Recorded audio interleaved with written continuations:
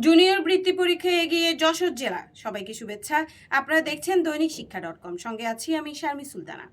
Junior বৃত্তি পরীক্ষা 2025-এর ফল প্রকাশ করা হয়েছে। প্রকাশিত ফলে যশোর শিক্ষা বোর্ডে বৃত্তি পেয়েছেন 5,223 শিক্ষার্থী। এর মধ্যে মেধাবৃত্তি পেয়েছেন 1,662 জন ও সাধারণ বৃত্তি পেয়েছেন 3,561 শিক্ষার্থী।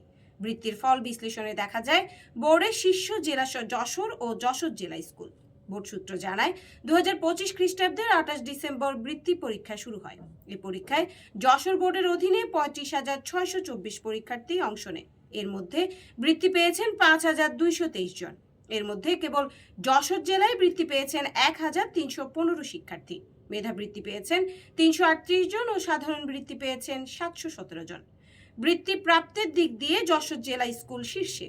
এই স্কুল থেকে 84 ছাত্র বৃত্তি পেয়েছেন। মেধাবৃত্তি পেয়েছেন 38 জন ও সাধারণ বৃত্তি পেয়েছেন 46 জন। বিস্তারিত দেখতে পাবেন শিক্ষা বিষয়ক দেশের একমাত্র পূর্ণাঙ্গ ডিজিটাল পত্রিকা দৈনিক শিক্ষা.com-এ। ধন্যবাদ সবাইকে।